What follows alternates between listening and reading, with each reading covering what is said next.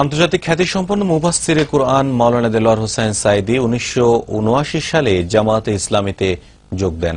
কর্মজীবনের দীর্ঘ 12 বছর পর রাজনীতিতে আসেন তিনি। 1996 ও 2001 সালে দুবার সংসদ সদস্য নির্বাচিত হন। বর্তমানে জামায়াতের নায়েবে আমিরের দায়িত্বে আছেন মাওলানা সাঈদী। তার জীবন কর্মের কিছুটা তুলে ধরছেন একরামুল হক সায়েম। 1940 সালের 1 ফেব্রুয়ারি পিরোজপুরের সাইদখালী গ্রামে জন্ম নেন দেলোয়ার হোসেন সাঈদী। পিতা মাওলানা ইউসুফ সাঈদীর প্রতিষ্ঠিত মাদ্রাসা থেকে প্রাথমিক শিক্ষা নেন তিনি। 1962-তে সারসিনা মাদ্রাসা থেকে কামিল পাশ করেন। এরপর ভাষা, ধর্ম ও দর্শন সহ নানা বিষয়ে গবেষণাও করেন তিনি। এই জনগণ আমার জন্য আসে না, এই জনগণ আসে আল্লাহর কোরআনের জন্য। 1967 থেকে দেশ বিদেশে কোরআনের দাওয়াতি কাজ শুরু করেন মাওলানা সাঈদী।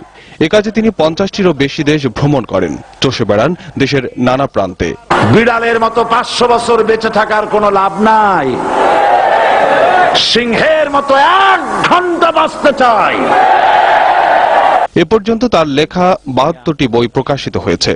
এর মধ্যে তাফসিরে সাঈদী ও সিরাতে সাইদুল মুরসালিন অন্যতম। সেই ব্যক্তির মর্যাদাই শ্রেষ্ঠ যে ব্যক্তি আল্লাহকে ভয় করে। ইন্না আকরামাকুম ইনদাল্লাহি আতকাকুম। দেলোয়ার হোসেন সাঈদী 1979 সালে জামাতে ইসলামীতে যোগ দেন। 1996-তে তিনি পিরোজপুর সদর আসন থেকে নির্বাচিত হয়ে সংসদীয় দলের নেতা মনোনীত হন। 2001-এ তিনি পুনরায় সংসদ সদস্য নির্বাচিত হন। সবশেষ জামাতের নায়েবে আমিরের দায়িত্বে রয়েছেন আল্লামা দেলোয়ার হোসেন সাঈদী। 1973 সন পর্যন্ত আমি বাংলাদেশের কোন রাজনৈতিক দলের নেতা এবং কর্মী ছিলাম না। আমি রাজাকার নই। ধর্মীয় অনুভূতিতে আঘাত দেওয়ার অভিযোগে 2010 সালের 29 জুন শাহজাহানপুরের শহীদবাগের বাসা থেকে গ্রেপ্তার হন তিনি। পরে তার বিরুদ্ধে 14টি মামলা দায়ের করা হয়। 3 আগস্ট আন্তর্জাতিক অপরাধ ট্রাইব্যুনাল গ্রেপ্তারি পরোয়ানা জারি করলে মাওলানা সাঈদীকে ওই মামলায় আটক দেখানো হয়। 4 ছেলের জনক সাঈদীর আটক অবস্থায় বড় সন্তানের মৃত্যু হয়। সন্তানের লাশ কালে করার চাইতে বড় বোঝা বাপের জন্য আর কিছু নাই। এর কিছুদিন আগে মারা যান তার মা। প্যারোলে মুক্তি পেয়ে এই 2 আপনজনের জানাজায় ইমামতিও করেন তিনি।